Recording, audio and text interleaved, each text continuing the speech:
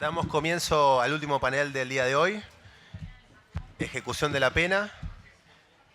Bueno, el doctor César Albarracín, abogado de investigación de Fundejuz. Lo escuchamos. No, eso no es el material.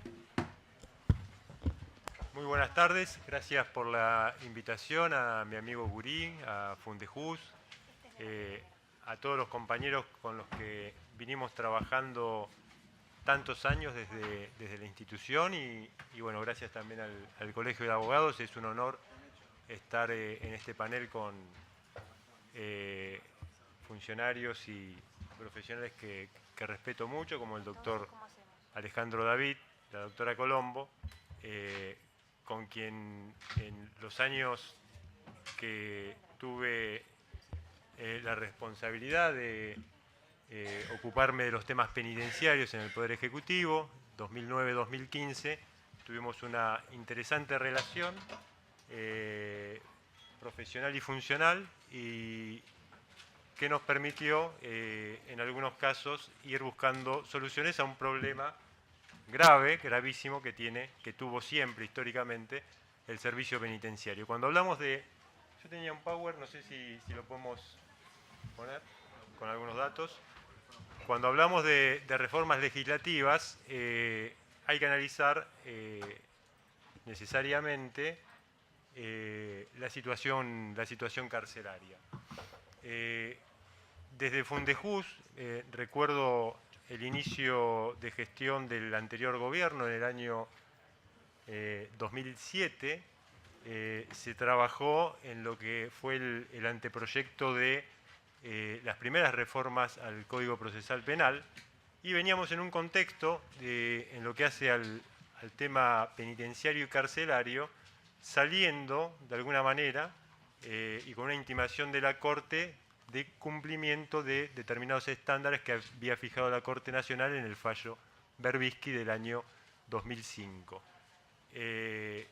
A fines del año 2007, la situación carcelaria que se había denunciado en ese momento, en el año 2005, persistían los defectos estructurales que hacían a las situaciones de alojamiento de las personas privadas de libertad, con una sobrepoblación importante en ese momento, y a lo largo de los 8 años en los que participamos de la gestión, se instrumentaron distintas medidas tendientes a abordar esta problemática, y ahora vamos a ver los resultados parciales, siempre parciales e insuficientes que se obtuvieron, y analizar lo que es la situación actual y la proyección ulterior.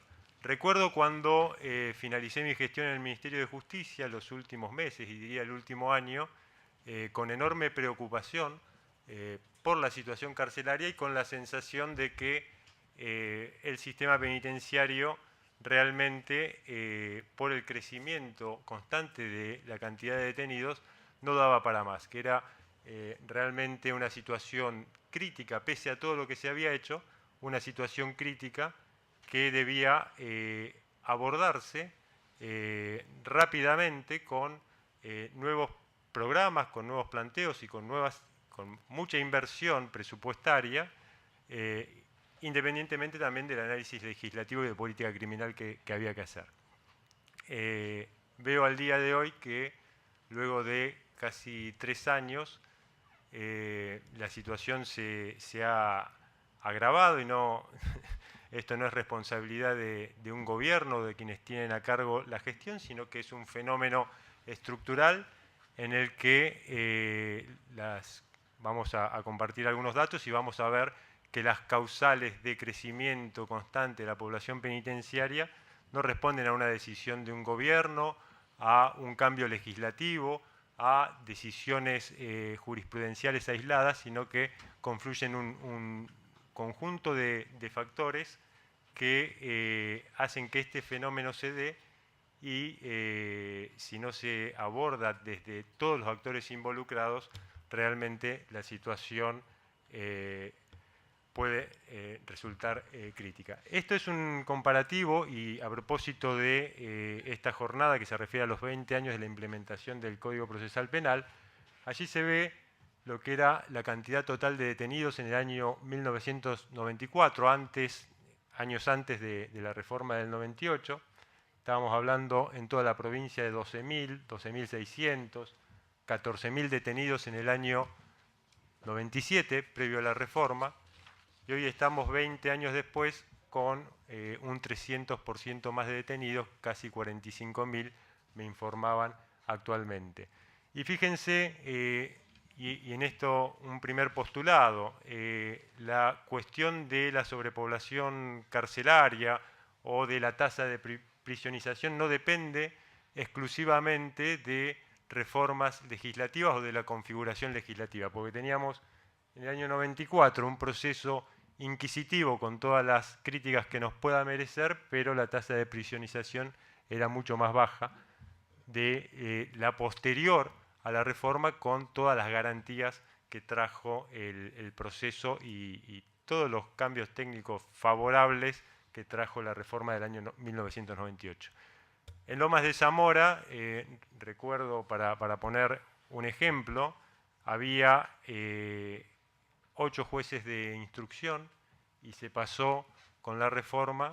Actualmente hay más de 120, 130 fiscales, de manera que este es un punto que explica claramente, sea en términos de eficacia en la persecución, sea en términos de posibilidad de afrontar los casos, que explica claramente este resultado, que no siempre implica una injusticia o una violación constitucional, pero sí que es una realidad que tiene que abordarse. A partir de lo que fue el fallo Berbisky en el año 2005, puede verse como todo lo que se implementó en acciones posteriores, desde la Corte Provincial, desde el Ejecutivo Provincial, y destaco la gestión previa a la que me tocó compartir, que es la gestión del gobernador Solá, que es donde se hicieron las inversiones más fuertes en la provincia en lo que hace a infraestructura penitenciaria.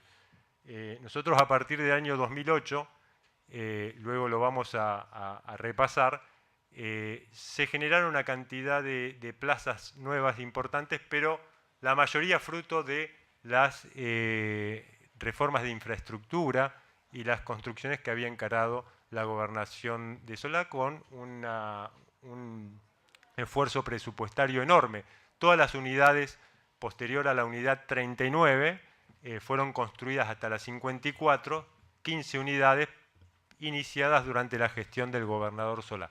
Y esas 15 unidades, que eran más de 8.000 plazas que se habían iniciado, fueron las que luego, en la gestión nuestra del gobernador Scioli, se pudieron ir inaugurando e ir absorbiendo esta cantidad y este crecimiento constante de detenidos que se habían producido en los últimos años y que se había llegado a la situación crítica del año 2005. Situación crítica del año 2005, creo que es, si uno lo analiza en términos comparativos, es mucho menos crítica que la actual, con los niveles de sobrepoblación que tenemos. Y fíjense la diferencia.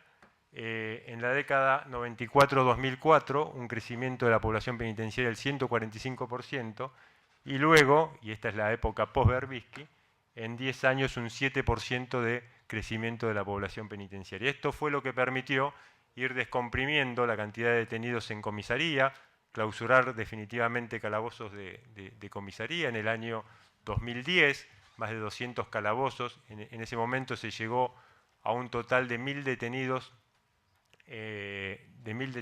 en comisaría, y eso permitió clausurar una infinidad de calabozos que luego se reabrieron, de hecho, o se reabrieron por resolución. Veo que actualmente se dictó una resolución increíblemente reabriendo calabozos de comisaría para alojamientos de detenidos, y eso actualmente hay un litigio judicial ante la Cámara Contencioso Administrativa de La Plata, cuyo fallo está incumplido por el Ejecutivo Provincial. Acá no se trata de una voluntad de incumplimiento, sino de una imposibilidad de cumplimiento frente a una realidad que ha superado cualquier previsión. Ahora, cuando uno escucha, como contaba uno de los miembros de la comisión redactora de la reforma, que se está pensando en delitos inescarcelables, más allá de las objeciones constitucionales que esto merece y que me parece que era una discusión que estaba saldada desde hace mucho tiempo en la legislación argentina y no se analiza qué impacto puede tener sobre el hacinamiento y la sobrepoblación que ya existe a niveles críticos hoy en el sistema penitenciario, a mí me parece particularmente que es una irresponsabilidad. Otro gráfico que muestra una tendencia favorable, pero que es un paliativo menor frente a lo que es la cuestión estructural, que es el uso de monitoreo electrónico a través del sistema de pulseras. Históricamente, ahí hay datos del año 2012, 130, 150, 300 detenidos con pulsera durante muchos años, y luego hubo una reforma que la mencionó Guri de la ley 13943, y fíjense aquí lo que es cómo las reformas legislativas no siempre condicionan la práctica de los operadores. Esta reforma de la ley 13943 introdujo en lo que hace a los mecanismos de morigeración algunos cambios que los organismos de derechos humanos denunciaron por restrictivos, porque se estableció como excepcional para quienes no entraban en determinadas categorías el uso de la morigeración, o así se interpretó. No obstante, los operadores judiciales, pese a esa reforma, acudieron a lo que es el uso de la pulsera magnética, y hacia el año 2014 había casi 1000 detenidos con sistema de monitoreo electrónico, y entiendo que hoy es una cifra que ha llegado casi a 2000 detenidos, lo cual representa una acción interesante por parte del gobierno provincial, con también los mensajes contradictorios que uno escucha. Por un lado, con las mejores intenciones del ministro de Justicia diciendo que va a favorecer el uso de pulseras electrónicas para, de alguna manera, paliar la situación crítica de las cárceles, pero por otro lado el ministro de Seguridad diciendo que está bien que los presos estén apilados antes de que estén sueltos o en la casa. Esto es lo que le comentaba anteriormente. Durante los años posteriores a lo que fue el fallo Berbisky, se generaron en la provincia más de 10.000 plazas penitenciarias. Esto depende del criterio de lo que uno considere plaza, pero básicamente con lo que fue la construcción de todas las unidades que encaró el gobernador Solá, y luego 2 programas que se encararon en la gestión de Scioli, que fueron de casas por cárceles y de alcaidías, se permitió sumar esa cantidad de plazas, con un incremento en esos años de 1.377 detenidos, lo cual representó una mejora de las condiciones generales, no una solución definitiva, pero sí una mejora de la situación crítica que había en ese momento. Esto muestra cómo esa generación de plazas en el servicio penitenciario permitió ir bajando la cantidad de detenidos en comisaría. En el año 2002 había más de 7.500 detenidos en comisaría, era casi el 25% del total de la población penitenciaria, y se llegó hacia fines del año 2015 con 1.700 detenidos. Entiendo que esta cifra hoy se duplicó y estamos cerca de 4.000 detenidos en comisaría. Vi que una de las acciones que se proponían era mejorar los calabozos, y esto nos parece que también debiera ser una discusión absolutamente superada. Esto fue, en términos total de población, cómo fue cambiando el porcentaje de detenidos en comisaría. 2001 el 27%, 2014 el 5% de todos los presos. Y luego la relación procesados-penados, y esto a cuento de lo que es el uso de la prisión preventiva. Fíjense que en el año, creo que es 2001, solamente en el sistema provincial había un 15% de personas en condiciones de penado, y el otro 85% estaba como procesado. Esta relación fue cambiando fruto de lo que fueron distintas reformas legislativas tendientes a acelerar los procesos, lo que fue la reforma del Tribunal de Casación, los jueces unipersonales, la introducción del proceso de flagrancia, que acortaron los tiempos del proceso. Me acuerdo que por el año 2008 había un tribunal de Quilmes que fijaba audiencia para el año 2015, con 7 años de demora, y esto impactaba básicamente en que la mayoría de los presos estaban en prisión preventiva, es decir, mientras mantenían su condición de inocencia. Ahora, que haya un 44% solamente de penados del total de presos es algo que preocupa en términos de lo que es el uso de la prisión preventiva como pena anticipada claramente, y que por lo que uno escucha de las reformas venideras va a agravar claramente la situación. Si uno pensase en lo que marcan los pactos internacionales en relación a la prisión preventiva, que debería ser excepcional, entendemos que lo que es el principal problema por el que atraviesa el servicio penitenciario no existiría, porque hoy tenemos no más de 20.000 penados y hay 26, 27, 28.000 plazas, con lo cual, con un uso excepcional de la prisión preventiva, se respetarían los estándares internacionales en cuanto a condiciones de alojamiento. Esto es un gráfico que mostraba cómo estaba la provincia de Buenos Aires en el año 2015 en el contexto regional, en lo que hace a la tasa de encarcelamiento.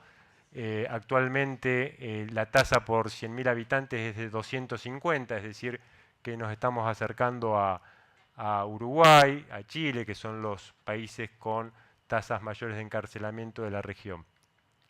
Esto fue también una de las causas que generó un incremento en la población penitenciaria, que fue la desfederalización en materia de estupefacientes. Para el año 2015 había 3.000 detenidos que se sumaron a la provincia que antes no estaban. Justamente los organismos de derechos humanos criticaban esa decisión de traspaso sin prever el impacto en lo que era el sistema penitenciario. Y por último, este gráfico que un poco muestra el trabajo que hay por hacer, que nos parece que es la única manera de encarar la situación. Aquí se ve, en base a lo que son los datos del RUT del año 2013, pero esto se repite posteriormente, la enorme diferencia en lo que es tasas de criminalización en cada uno de los departamentos judiciales. Hay departamentos judiciales como San Martín que tienen tasas superiores a 260 detenidos cada 100.000 habitantes, y hay otros que se acercan a 100 detenidos cada 100.000 habitantes. Las diferencias no pueden analizarse en relación a lo que son departamentos del conurbano o del interior porque están mezclados, y lo que se ve claramente una disparidad enorme de criterios entre los distintos jueces, entre los distintos departamentos judiciales, que impacta necesariamente sobre el fenómeno global de lo que es la sobrepoblación carcelaria. Si nosotros pensásemos en criterios como existen algunos departamentos con tasas de 150, 160, 170 detenidos cada 100.000 habitantes, no tendríamos el problema de sobrepoblación que hoy tenemos. Este es un tema que permanentemente en las mesas de diálogo se planteaba ante la Corte Provincial, que participaba de esas mesas de diálogo, como una cuestión urgente para analizar cuando se hablaba de sobrepoblación carcelaria. La necesidad de tener criterios jurisprudenciales que puedan uniformar lo que es la aplicación real de lo que son las medidas de coerción durante el proceso, y también influyen también los criterios en cuanto a la aplicación de penas. Pero nos parece que con esta realidad y con esta diferencia de departamentos judiciales que tienen una tasa de 120, 130 detenidos cada 100.000 habitantes contra otros que tienen 260, y cuando uno ve que en los departamentos judiciales que se aplican criterios más laxos no se genera ningún escándalo, ningún estallido social, entonces uno piensa que hay mucho para trabajar desde el Tribunal de Casación, desde las cámaras de apelaciones de la misma Corte, en lo que se refiere a esta cuestión y que tiene que ver directamente, nosotros marcábamos muchas veces que nos parecía quizá una pérdida de tiempo que los jueces, camaristas, defensores estén recorriendo comisarías y midiendo los metros de los lugares de alojamiento, en vez de trabajar sobre esto que son los criterios judiciales, y que nos parece que es una de las vías de solución.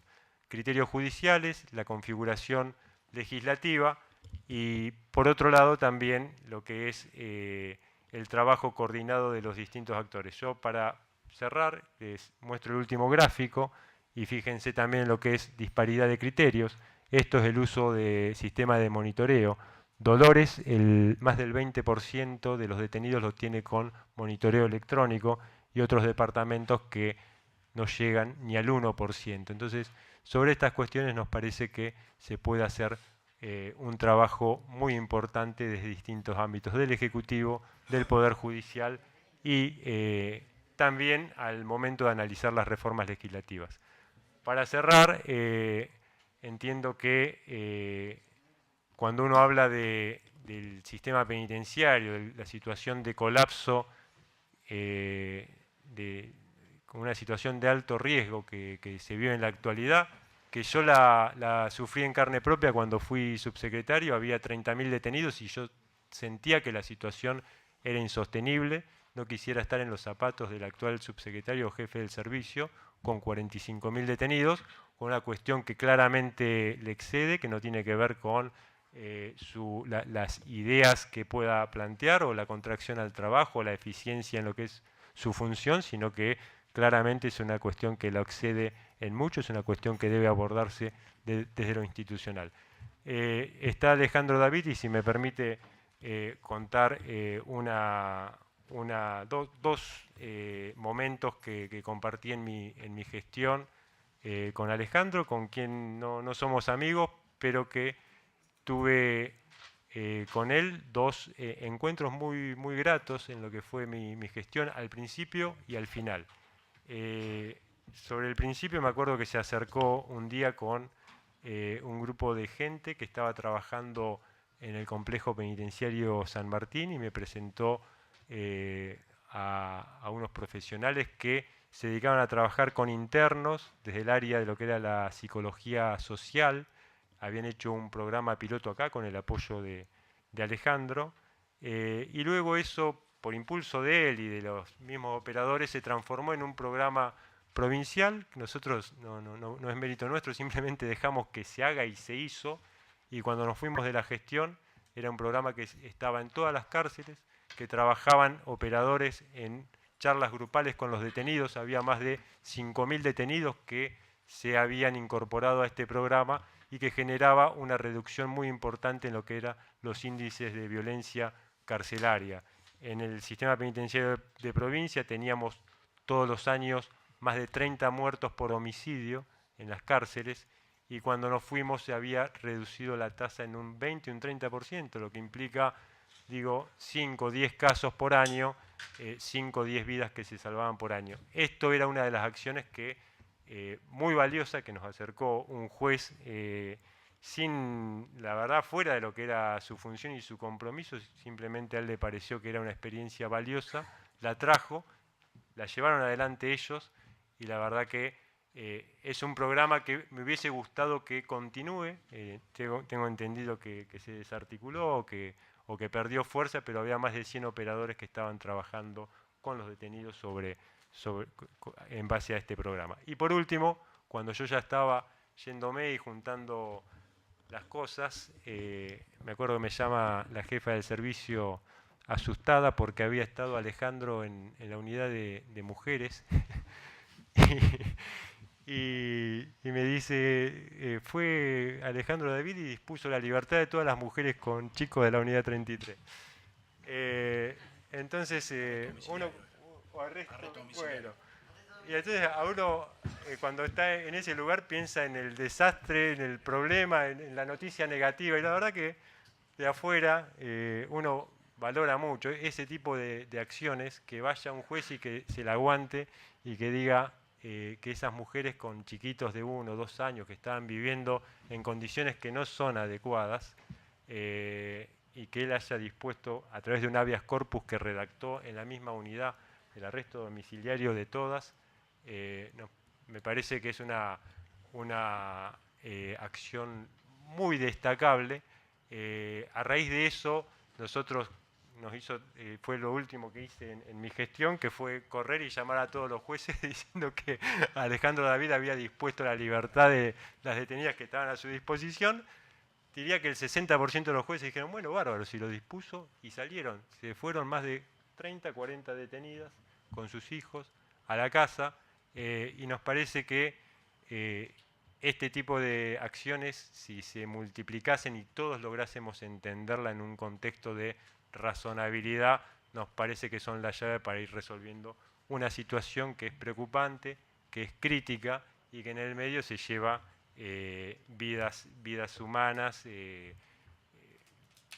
además de todos los padecimientos. Yo ahora lo veo como abogado, recorriendo las cárceles uno ve el sufrimiento del detenido y a todo lo que está expuesto. Básicamente hoy el que está preso, la principal preocupación es que no lo maten, y porque al vivir en condiciones que no son las adecuadas, lo primero que siente una persona que va a una unidad es el riesgo a su vida. Ya no le preocupa tanto resolver rápido su situación procesal, sino estar en una cárcel donde pueda estar a resguardo y pueda tener una mínima condición de alojamiento. Simplemente quería dejar estas dos experiencias que compartí con Alejandro, que las valoro muchísimo y que nos parece que son ese tipo de acciones las que pueden llevar a ir resolviendo de alguna manera esta situación que es muy complicada, que es estructural y que no depende, que lo excede el actual ministro de Justicia, lo excede al subsecretario, al jefe del servicio, y excede también, me parece, a la propia gobernadora. Es responsabilidad de todos los actores involucrados poder buscar una solución adecuada a esto. Muchas gracias.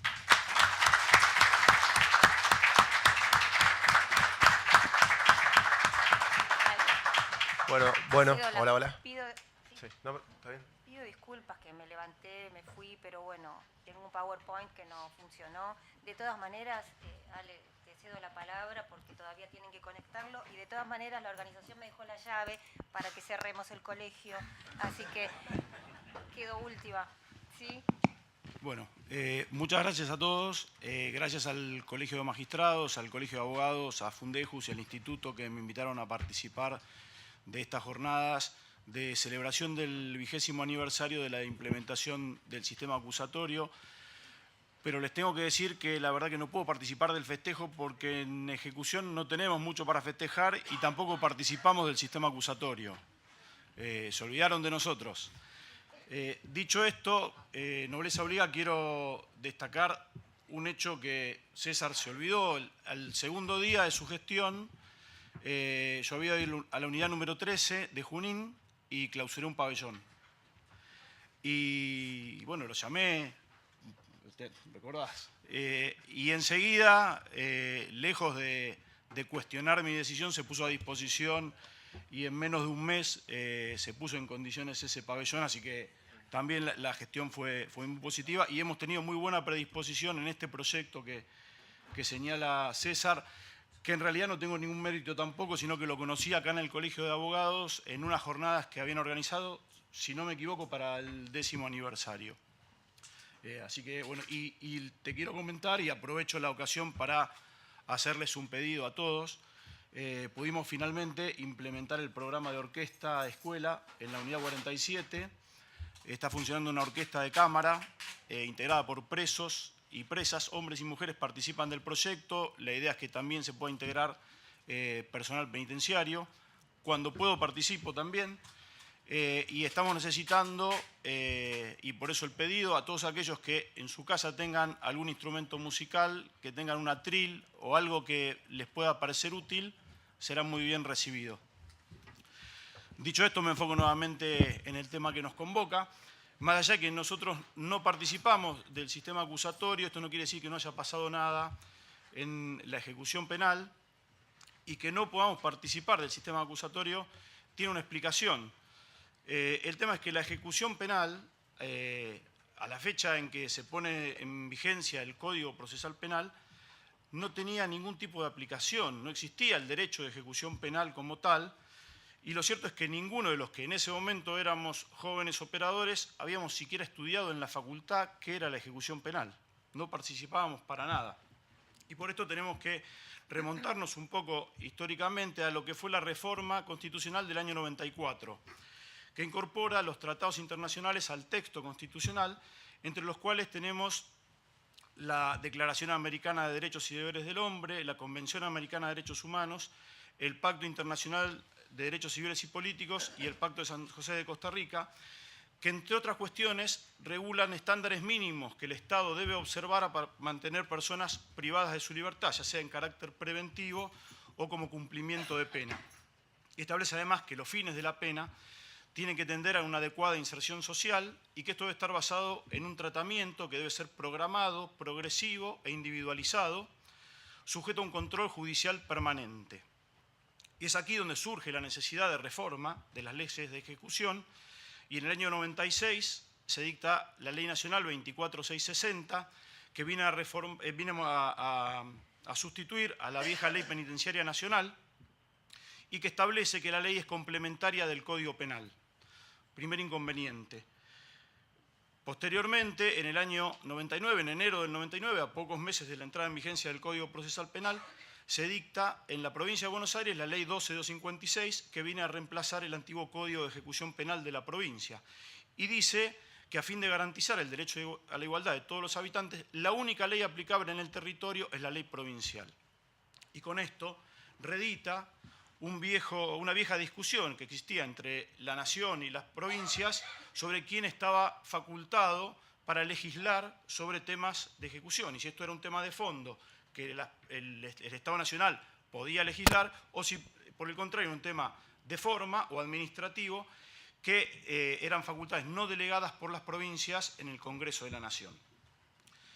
Esto dio lugar a muchísimas controversias, había departamentos judiciales, había jueces que aplicaban una ley, otros que aplicaban otra, departamentos judiciales enteros que a raíz de resoluciones de la Cámara aplicaban solamente una ley y no la otra. Y el mayor problema que teníamos era que si bien en el artículo 25 del Código Procesal se establecían cuál era la facultad de los jueces de ejecución, no existían juzgados de ejecución. Recién fueron creados a partir del año 2003, si no me equivoco, y fueron creados solamente en La Plata y en Azul, que lejos de tener en cuenta la conflictividad de esos departamentos judiciales, se implementaron estos juzgados porque eran los departamentos judiciales que tenían unidades penitenciarias. Por lo tanto, no se cubría satisfactoriamente lo que se necesitaba en la justicia de ejecución penal. Recién en el año 2005 se crearon más juzgados de ejecución penal con la inexplicable idea de que haya juzgados que tengan competencia en dos departamentos judiciales distintos. Y esto, lejos de solucionar algo, generó muchas más controversias, y de hecho hay algo muy particular que ocurría en el juzgado de ejecución penal de Junín, donde la Cámara de Junín decía que la única ley aplicable era la ley nacional, y la Cámara de Pergamino, que era quien tenía competencia compartida, decía que la única ley aplicable era la ley provincial. Por lo tanto, el mismo juzgado tenía que aplicar en algunos casos la ley provincial y en otros la ley nacional, diciendo que la otra era inaplicable. O sea, esto era lo que realmente ocurría. Recién en el año 2007 se crearon la mayoría de los juzgados de ejecución que actualmente tenemos vigentes, y la controversia se solucionó a partir del habeas corpus de la Corte, en el fallo Berbinsky, donde en el considerando 59 establece la Corte que la ley nacional constituye un marco mínimo regulatorio de la situación de las personas privadas de libertad, y que las provincias pueden legislar todo aquello que sea más benéfico. Si no se legisla de manera más amplia los derechos de las personas, se tiene que aplicar la ley nacional. Y también ordena a la provincia de Buenos Aires ajustar su legislación a la ley nacional, lo que se realiza 6 años después, recién en el año 2011, y a partir del dictado de la ley 14296, se adecúa la legislación de ejecución penal a lo que es la ley nacional, con algunas particularidades. De todas maneras, la justicia de ejecución penal nació ya mal configurada, nació destinada al fracaso. Tengan en cuenta que la no creación de los juzgados en su momento y la creación tardía de otros juzgados continúa siendo totalmente insuficiente. Si tomamos como parámetro el Departamento Judicial de San Isidro, al día de hoy existen 3.900 personas privadas de su libertad. De esas 3.900 personas, 1.500 están a disposición de 7 juzgados de garantías, 6 juzgados correccionales y 7 tribunales orales, lo que hace un total de 34 magistrados. Sin embargo, los 2.500 que quedan están detenidos a disposición de 2 juzgados de ejecución. ¿Sí? Tenemos dos jueces para 2.500 detenidos y 34 para 1.500. No es algo distinto lo que ocurre en el Ministerio Público Fiscal y en la Defensa. Tenemos una defensora acá presente para esos 2.500 presos y 34 defensores para 1.500. Casi 60 en el Ministerio Público Fiscal para 1.500 y un solo representante del Ministerio Público para 2.400. Por lo tanto, que no funcione la justicia de ejecución penal no hace falta mucha explicación. ¿Sí? Simplemente con ver estos datos uno comprende. Y esto más allá de las sucesivas reformas que ha padecido la ley de ejecución penal. Desde el año 99 hemos tenido 6 reformas. La primera en el año 2000, que modifica el artículo 100, que regula el régimen abierto y las salidas transitorias. La reforma del artículo 100 en aquel momento establece un catálogo de delitos para los cuales no se pueden incluir, las personas condenadas por esos delitos no pueden ser incluidas en el régimen abierto ni en salidas transitorias. En el año 2004, una nueva reforma que amplía el catálogo de delitos para los cuales no se puede aplicar el artículo 100. Luego hay 3 reformas más, una referida a la inclusión del estímulo educativo y el estímulo laboral, otra que delimita las facultades y las funciones del patronato de liberados, y otra que regula el traslado de detenidos, y por último la 14296, que adecúa a lo que es la legislación nacional. Con esto lo que tenemos que observar es que todas estas reformas fueron realizadas sin tener absolutamente en cuenta la situación estructural de las cárceles. Tenemos, por ejemplo, por citar un caso, el caso del estímulo educativo o el estímulo laboral, sin tener en cuenta que el 80% de las personas privadas de su libertad, si fuera en el cupo establecido por arquitectura de la Corte, que no es un cupo real, sino que simplemente establecen el cupo en base a camastros que se han construido y en base a esto determinan que hay 28.000 plazas. Pero en situaciones ideales, si hubiera 28.000 personas privadas de su libertad, el 80% quedaría por fuera de las actividades educativas o laborales. Con lo cual, legislar sin tener en cuenta esto es poco más que legislar sin sentido. Lo mismo ha ocurrido con las restricciones. No se ha tenido en cuenta absolutamente nada, no se ha tenido en cuenta que la misma ley se contradice estableciendo restricciones porque mientras dice que no puede haber ningún tipo de discriminación y que la única discriminación tiene que basarse en el tratamiento individualizado, por otra parte establece un catálogo de delitos que sin tener en cuenta la personalidad del individuo que está ahí, establece que a determinados, al régimen progresivo no puede tener acceso. Entonces, estamos en un embudo donde, lógicamente, la situación carcelaria está por explotar. Por otra parte, respecto a la saturación de los juzgados, un reciente informe de la Corte, de la Oficina de Gestión de la Corte, nos ha evaluado a los 2 juzgados de ejecución de San Isidro y ha determinado que ambos juzgados tenemos una saturación que supera en un 50% el promedio de lo que es la provincia de Buenos Aires, teniendo en cuenta los juzgados de ejecución. Si uno se pone a ver que cada uno de los juzgados tenemos un promedio de 1.200 detenidos y que un juzgado correccional, por dar simplemente un ejemplo, puede tener de 2 a 4 detenidos promedio, ¿sí? Y que tenemos la misma planta funcional, uno puede explicar por qué la justicia de ejecución no funciona. Pero al margen de esto, nos queda pendiente todavía qué pasa con el sistema acusatorio y qué tiene que ver con nosotros. La realidad es que absolutamente nada.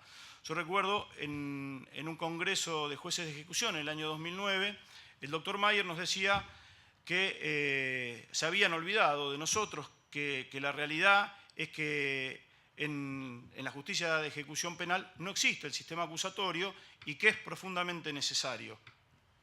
Al escuchar los paneles anteriores, cuando escuchaba el panel referido a la defensa y el panel referido al Ministerio Público, ninguno hablaba de la etapa de ejecución. Lógicamente porque no lo tenemos incorporado, no tenemos el sistema acusatorio en la ejecución penal. Recién se mencionó la etapa de ejecución en el panel anterior a este, donde se hablaba respecto de las víctimas, y esto no es casual, son las víctimas las que vienen reclamando su inclusión. Y la verdad es que hemos tenido, más allá de que yo en un principio era bastante reticente a la participación de la víctima porque veía lo que notaban los expositores, el temor a la venganza, y uno se hace la idea de que la víctima va a ser vengativa, y la verdad que muy lejos de eso, la experiencia ha sido muy satisfactoria. Hemos implementado audiencias como medida para mejor proveer, porque la realidad es que el código expresamente establece que la víctima no es parte en la ejecución, en la etapa de ejecución. Sin embargo, en algunos delitos nos parecía interesante escuchar a la víctima, saber cuáles eran sus preocupaciones y además poder informarla. Y ha sido muy satisfactorio porque había víctimas que venían no con una actitud de venganza, sino que necesitaban saber qué era lo que había pasado, cuál era la situación, porque una persona... Bueno, ya termino. Porque una persona recuperaba su libertad y se iban agradecidos de que habían sido informados. No habían recibido ningún tipo de información.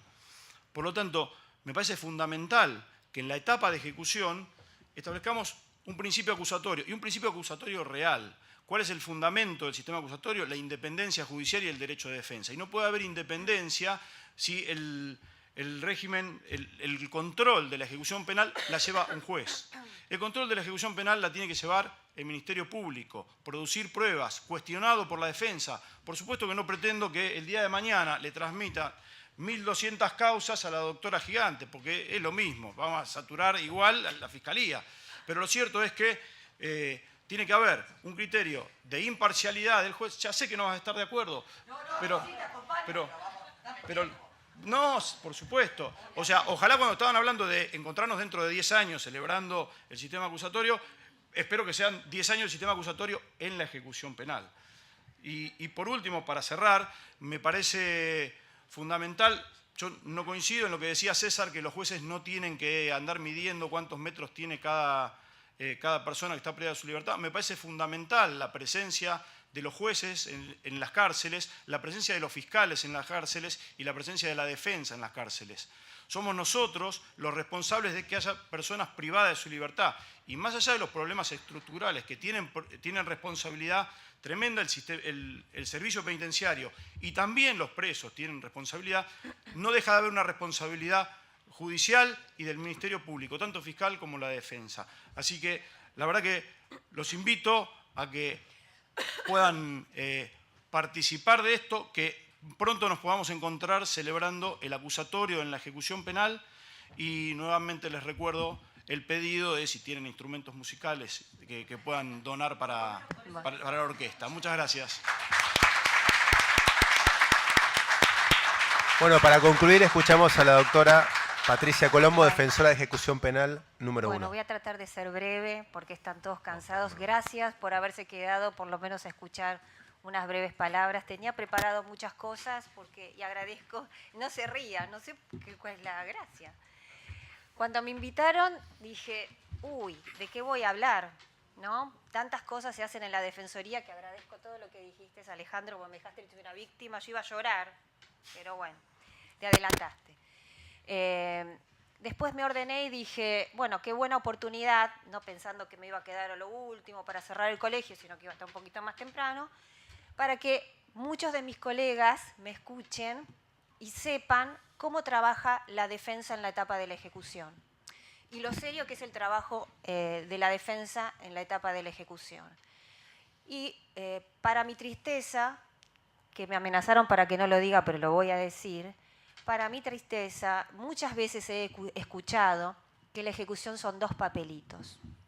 ¿Por qué? Porque todo lo hace el fiscal en la IPP, se hace el juicio, el gran contradictorio, el gran debate, y cuando llega la ejecución, el privado de la libertad, lavado y planchado, ¿ya qué va a hacer el defensor más que pedir los beneficios? Ya está. De hecho, todos los defensores particulares los dejan en la puerta de mi defensoría y se van. Y dije, bueno, pasen, me los dejan ordenaditos y yo ahí arranco con la asistencia del pobre hombre, ¿no? Porque quedó totalmente devastado después o del abreviado o del juicio. Entonces dije, bueno, qué buena oportunidad. Así que, como dicen los que saben, voy a empezar por el principio, y me animó a escucharla Betty. Nadie en esta experiencia de 20 años contó cómo empezó la defensa, y la defensa en ejecución, con la implementación del código, que estamos para hablar cuál es la experiencia de la 11922. Y empezó así, en el año 98, cuando se implementa, y estaba el famoso corralito, que no lo dijiste vos cuando estaban en la sala de audiencia, que cuando estaban todos los fiscales juntitos ahí, le decían el corralito, porque estaba... Ay, ¿no? Uy, perdón, porque eran tan jovencitos que estaban todos ahí. Bueno, ¿eran todos jovencitos o no, Betty? Éramos. Yo no voy a decir, como acá dijo el defensor particular, que la reforma del código de 20 años se transformó en Frankenstein, porque todos recibimos reformas en estos 20 años, pero no nos transformamos en Frankenstein. Nos tuneamos un poquito, el código quedó tuneado. Tenemos que ponerle humor a esta hora, porque si no nos vamos a dormir. ¿O no? Entonces, cuando en el 98... empezó el código con el capítulo quinto, el título quinto de la 11922, el último libro de la ley, que era el procedimiento de la ejecución de la pena. Pasaron un par de años para que se tomara en cuenta esto acá en la departamental. En el 2000, creo, Ale, no sé, más o menos, se dispuso de que varios secretarios fueran a las cárceles a ver las necesidades de los asistidos y iban trayendo las necesidades de los escritos a las defensorías asistentes, ¿no? Bueno, más o menos. Después, en el año 2004, nombran al doctor Villada como defensor general, porque todavía no se había designado el cargo acá en la departamental. Y el doctor Villada creyó que cada etapa que hablaba la 11922, IPP, juicio y ejecución, debía ser especializada en la defensa. Y así fue que estructuró IPP, juicio y ejecución. Claro, nadie quería la etapa de la ejecución porque era ir a la cárcel. ¿Cómo vas a hacer? ¿Cómo van a hacer? Tenemos que estar en la cárcel. Entonces yo dije, ¿por qué tenemos que ir a la cárcel? Si puede ser una defensoría como cualquiera y personalizada a las causas. Bueno, no importa. Yo dije, yo me animo. Estaba, que no está su secretario, el doctor Daniel Badagnani, gran colaborador e impulsor también de estos inicios, Santi Soane y otras personas. Éramos muy poquitos, éramos 5. Y se creó primero el área de ejecución penal. Éramos secretarios que hacíamos la ejecución de la pena, íbamos recibiendo paulatinamente de las distintas dependencias las causas y íbamos trabajando en la medida que podíamos, prueba y error, como les ha pasado a los fiscales, cómo se hacía el 308, el 308 ya a esta altura no estaba, sino cómo hacíamos las declaraciones, los escritos, los recursos, cómo apelábamos cada medida, el habeas corpus, las morigeradoras, cómo hacíamos para hacer cada una de las cosas en ese momento. Nadie sabía nada. Bueno, entre los 4 que estábamos ahí coordinando el área, con la firma del doctor Villada, íbamos sacando de a poquito, hasta que llegamos a tener 1.500 detenidos. Ya en el 2006, bueno, me nombraron defensora en ejecución, hasta el día de la fecha en soledad total. ¿Por qué? Porque el doctor Villada en ese momento creyó que por IPP y por juicio debían estar 2, pero la ejecución debía estar una sola persona. Bueno, listo, ahí quedamos hasta el día de la fecha. Prueba y error, como les dije, y hasta tener esta estructura de 8 letrados, 7 empleados, y los 8 letrados están divididos, como dijo acá recién el doctor, son 34 jueces con los cuales yo litigo, por así decirlo. En realidad son 18 jurisdicciones. ¿Por qué? Porque en ese momento, no sé por qué sucedió, pero sucedió así, la Defensoría de Ejecución debía recibir las causas firmes con el cómputo que venía hecho por el juez sentenciante y aquellas causas que no estaban firmes, que tenían recurso, pero que la persona estaba en tiempos de ejecución. Entonces, la Defensoría se transformó en trabajar procesados y condenados. Entonces, el caudal de causas que iban ingresando era tremendo, porque nada ha cambiado desde la reforma del 98. ¿eh? Seguimos igual con la situación carcelaria como lo acaban de explicar mis colegas. Y hoy escuché al presidente del colegio que dijo que tenemos en prisión preventiva el 56% de las personas privadas de la libertad. Y es así. El 50% de mi defensoría tiene procesados. Es como una pequeña trinchera que hace a modo de estadística. Y si les digo que la 11.922, la preocupación del legislador era la sobrepoblación carcelaria en el año 98, que el 60% de las personas en el año 98, estamos hablando del 60% de las personas en el año 98 estaban en prisión preventiva. En 20 años no cambiamos nada, chicos, estamos igual. Nos tuneamos, como dije antes, un poquito, pero quedamos igual. El DNI no miente. Y así fue como hoy la estructura de la Defensoría quedó en 7 secretarios, que cada uno lleva 260 causas cada una aproximadamente, no sacan cuentas, no soy muy buena en las cuentas, pero es aproximado, y nos dedicamos a todos los privados de la libertad que están con condena. Pero bueno, yo hice unas placas, porque más allá de esto, que fue cómo se inició la Defensoría, quisiera compartirles con ustedes por qué la defensa en ejecución es especial o especializada. Yo soy especial, pero la defensa es especializada. ¿Sí? ¿Por qué? Es especializada primero porque el legislador así lo quiso. Quiso armar un sistema acusatorio, pero como acá dice el doctor, no tenemos el sistema en acusatorio, pero, o sea, como el espíritu no lo podemos negar, cuando se arma el libro quinto, cuando se crea el cargo de ejecución penal, la estructura del proceso va con la ejecución. Está el fiscal y está el defensor. O sea, el sistema acusatorio, con más protagonismo o con menos protagonismo, está presente. ¿Sí? Entonces, ese es el espíritu de la especialidad de la defensa en ejecución. O sea, es especializada como lo es el juez de ejecución. Fantástico. ¿Y cuáles soy yo? Tengo las mismas obligaciones que cualquier defensor. No tengo ni más ni menos. Pero se hace especializada porque para hacer mi trabajo yo necesito de todas las herramientas jurisprudenciales, doctrinarias, normativas. Esto es, código procesal, código penal, leyes administrativas, leyes civiles, pactos internacionales. ¿Por qué? Porque la vida que yo trato o el vínculo que yo genero técnicamente o procesalmente con el detenido lleva a atravesar un montón de situaciones en la cárcel. Esto es una curatela, una inimputabilidad, sea su condena como procesado, sea su condena como condenado con las leyes de ejecución, sea la libertad condicional con el artículo 13. Un montón de situaciones, fallecimientos, nacimientos, todo le pasa al hombre en la cárcel mientras está conmigo, porque conmigo viene para quedarse. No es como las otras 2 etapas, que está el 308, se va, termina en el juicio hace el juicio, se va. No, conmigo se queda.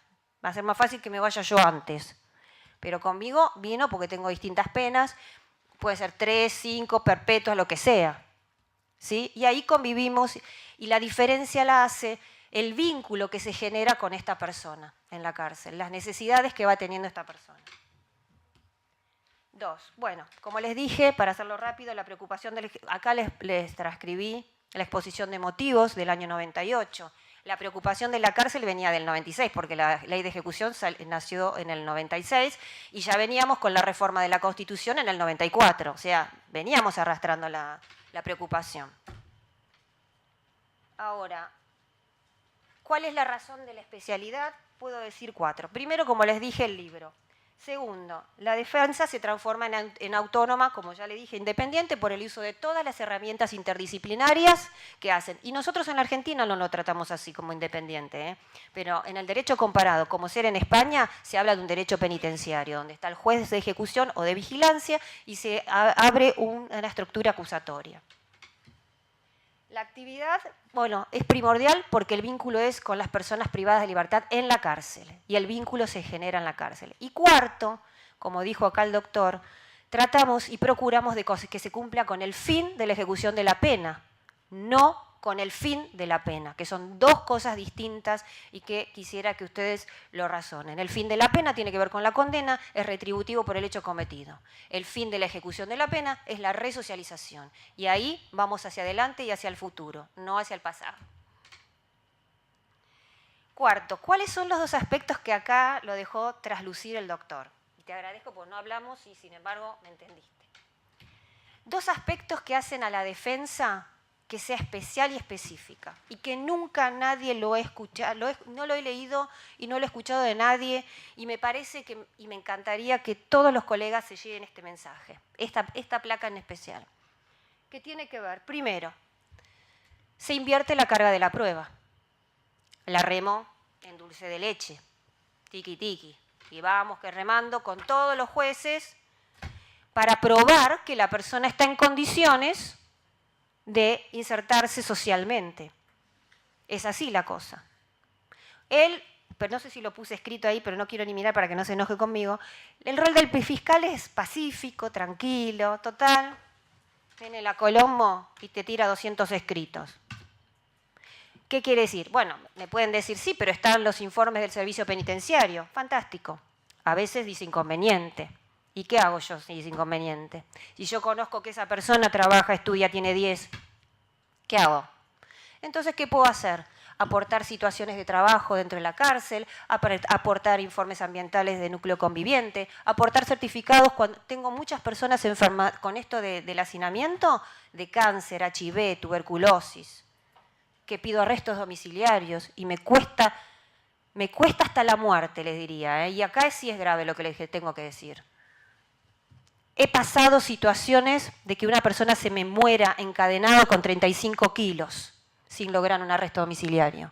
¿A dónde va a ir el pobre hombre con 35 kilos y 1,90 m? Con cáncer, HIV y sarcoma de Kaposis. Estaba para atrás totalmente.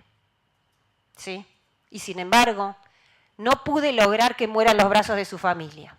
Más allá del hecho cometido, que ya fue juzgado. No lo pude lograr. Hasta las lágrimas. Uno en la defensa a veces se compromete tanto que termina llorando. Y después de 33 años de Poder Judicial digo, no, yo ya la tengo re clara. Y te encontrás con que no la tenés nada clara. Porque la humanidad y la vida va más allá del Código de Procedimiento. De las restricciones a la prisión preventiva. De las restricciones a las morigeradoras. Va más allá. Y dos. Va de la mano. ¿Qué va de la mano? Este sistema, esta teoría que anda dando vuelta peligrosista. ¿Qué pasa acá? Trato de que se cumpla con la garantía del derecho penal de acto y no de autor. ¿Por qué? Porque es una etapa donde la injerencia en la persona es totalmente subjetiva. Lo estamos observando continuamente si cambió o no cambió. Y entonces se da vuelta la cosa y terminamos siendo peligrosistas. En esto que nos resistimos tanto, ¿sí? No, con esta teoría de condenarlo por lo que es y no por lo que va a ser, porque la ejecución es para el futuro, no para el pasado. El pasado es la condena, el futuro es la ejecución, la resocialización. Y objetivamente es el cumplimiento de los reglamentos carcelarios, no otra cosa. No si se drogaba antes, si la familia no es continente, si no va a poder, A, B, C, me puedo decir 1000 cosas que ahora no me acuerdo. Entonces, tenemos dos situaciones en cada hombro, derecho e izquierdo. Y la vamos tirando en un carro tremendo. ¿Qué es? Inversión de la carga de la prueba y tratar de que se cumpla con la garantía del derecho penal de acto y no de autor. Que todos nos olvidamos. Ay, me siento como que los estoy retando. Bueno. Y por último, para no cansarlos más, pero sí abrumarlos, todo lo que se hace en la Defensoría. Es incidentes de cumplimiento de pena, no sé si se ve. Incidentes de cumplimiento de pena, o sea, condenados y no condenados, que son los dos primeros, cómputos de pena, ¿sí?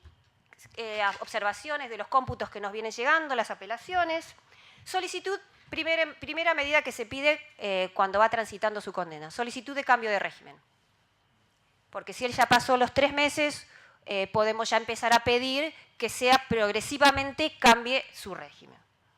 Salidas transitorias, libertades asistidas, que la 12256 nos permite tener algo más, que es los 6 meses antes del agotamiento, y la de mal dicho de condicional, que está mal dicho, sino los 6 meses antes de la libertad condicional. ¿Se entiende? Tenemos 2 asistidas. Segundo, solicitudes de arrestos domiciliarios para los enfermos, las mamás con hijos, otro tema muy delicado. Hay muchas mamás que son detenidas y que tienen bebés y tampoco logro ni la pulserita, nada, ni el anillo, nada, no logro nada, ninguna joya. Cuestiones de salud, como les vengo diciendo. HIV, tuberculosis, cáncer cardíacos, epilepsias, EPOC. Imagínense si les tengo que contar de Robledo Puch. Nos quedamos acá, hacemos trasnoche. Unificación de condenas.